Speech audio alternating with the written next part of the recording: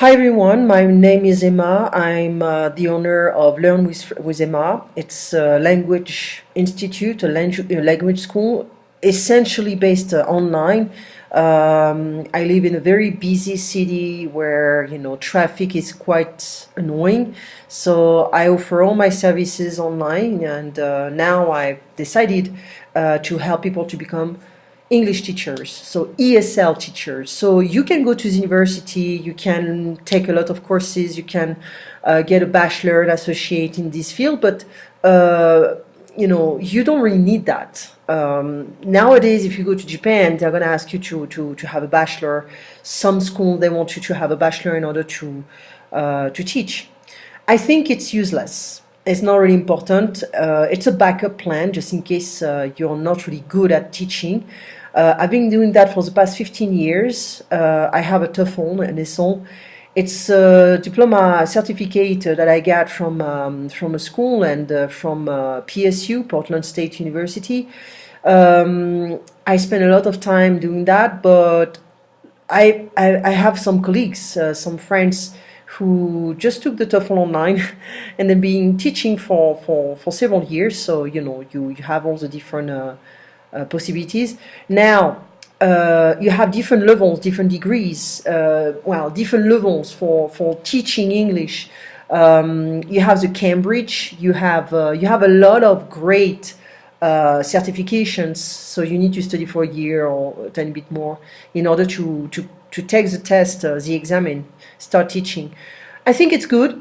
It's a very good certificate. The Cambridge one is good, but you still need to practice.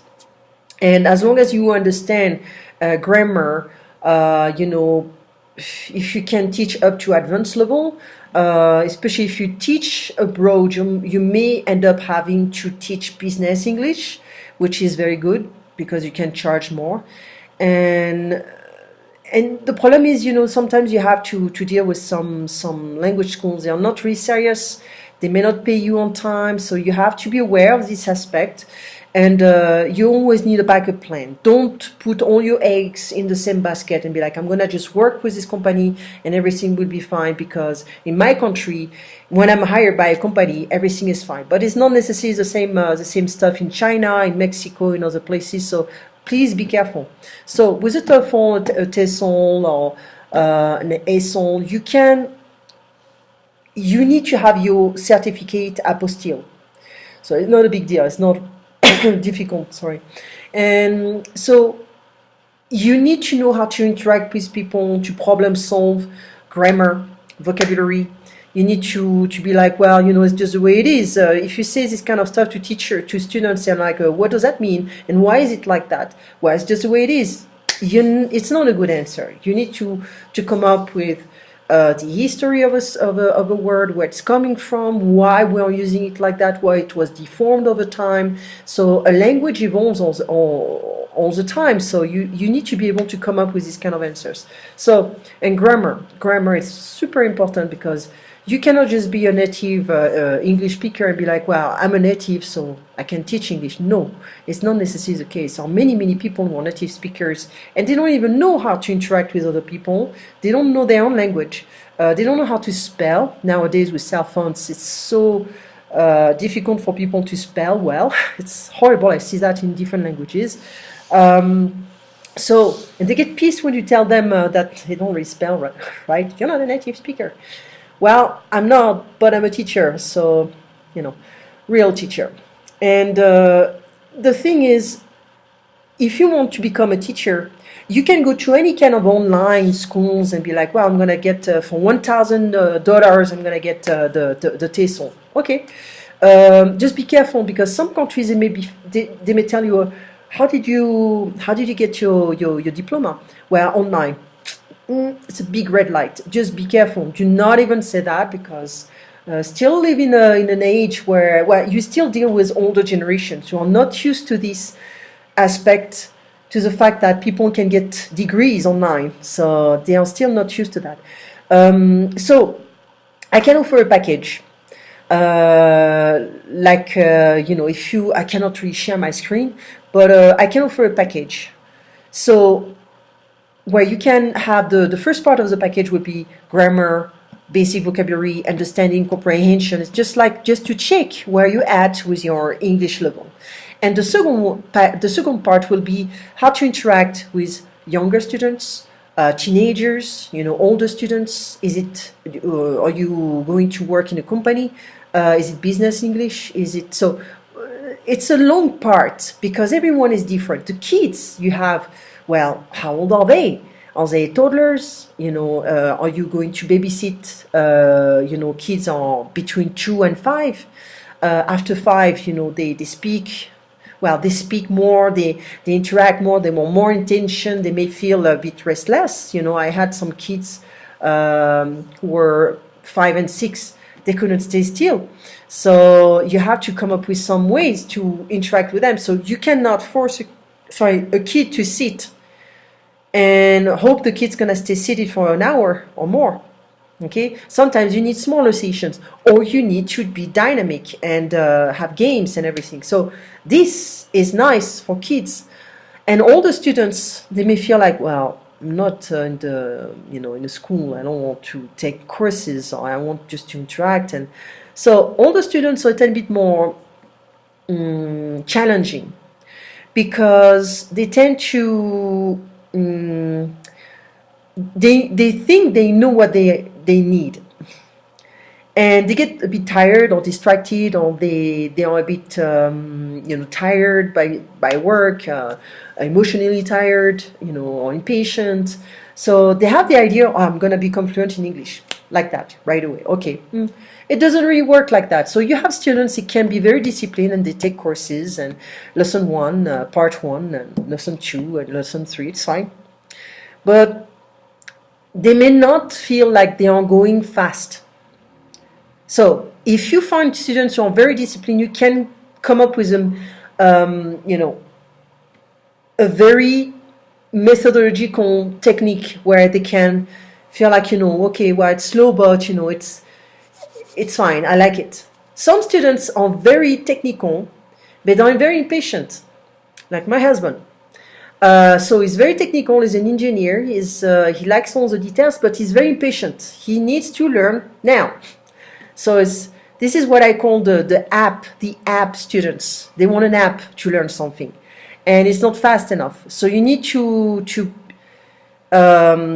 it's very challenging with them, because you need to come up with ways, funny ways, or make them, you need to work on the emotional level to make them learn. So it's a lot of time consuming, a lot of sweat, and they may forget very easily. So you always have to repeat and repeat, and it's not easy. You have students, they just want to have fun, okay, and they chat and they talk about food and drinks, and those are the funny students. They feel like they can learn by while having fun. So you can combine kids games and incorporate them in their courses. So that's very easy with them. And you have students, they are highly distracted, the ADD, ADHD. So you have to take breaks, and you have to make them feel like, we are going somewhere, but I'm following your pace. So you have to find a compromise between what you want to teach and the abilities of the students, because everyone is different. And some students are impatient, some students are ADD, some students are just serious, but they don't have the courage, the will to study, because it's everything. It's a psychological game, because it reminds them, it's annoying to study, to learn by heart and everything. So you don't want to go back to the prehistoric time. We're in 2019, when we can come up with different solutions, different things. We can use videos, or, hey, what do you think? Watch this 2-minute video and let's talk about it. And repetition. Okay, so today what we did is the recent past, present progressive, the immediate future, near future, we did that and repeat. Okay, so remember, this is like that, this is like that, this is like that. Ideally, they take notes and they're gonna repeat the same stuff. Okay, so the repetition is good during the course to check if they are well paying attention first of all, and they can remember. Okay, so I used to give a lot of video summaries after my courses, but my students don't pay attention to that. They're like, well, everything is done. I'm just enjoying, the work done by Emma. But what I've been doing lately is, to force the student to remember during the course. Okay, and after, they need to take notes no matter what. And if they don't, well, it's an indicator for me to realize that, maybe it's not too serious. They just they take it lightly. And, it's not really essential to learn French, but they want still to learn some stuff, So it's, you have a lot of details that can tell you about the motivation of the students. If they're not motivated, it's not a big deal. We still can have, great conversations during the class. But, so I offer packages, if you want to ask me for the prices. I'm about the same prices as the other language schools, and I give a certificate, of course. And I just want to make sure, we're not just gonna take a class here and there. It's gonna be like a 2-week session or 3-week session, depending on the level of the different students. So I'm gonna test you before you enroll, and I'm gonna make different groups, and so we can have like group sessions. But everything is online. Again, everything is online, but you can have access to my videos. We can have like private sessions on Google Hangouts, on Skype. So what I charge my students in general is $25 an hour, but here it's gonna be a kit, so it's different. It's not per hour, but still my time is invaluable. So don't wake me up during the night and ask me questions. So have it, take a bit of respect. So anyway, so basically the kit's gonna be around $1,000. And so you can also have the same kit in French.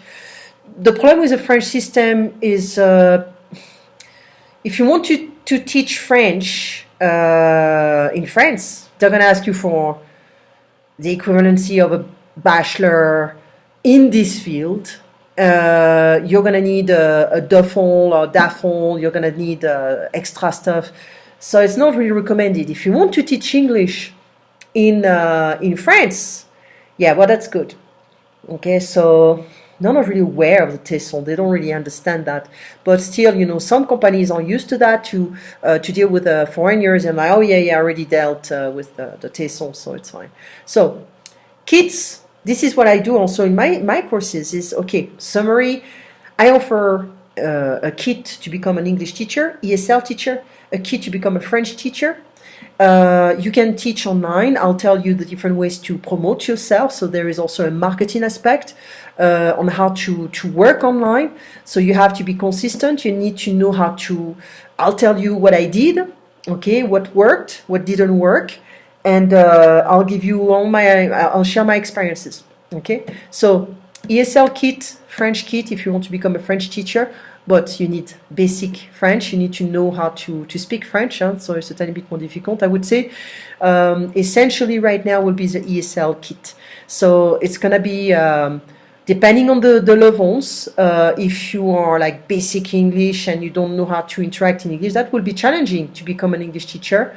If you're advanced English, and you want to just to take the certification, it's fine. It's going to be fast and easy, but you need to know how to interact with people. So first part, grammar, we review all this stuff, vocabulary, idioms, all this stuff, and tenses. And second part will be how to interact, problem solve with the different ages.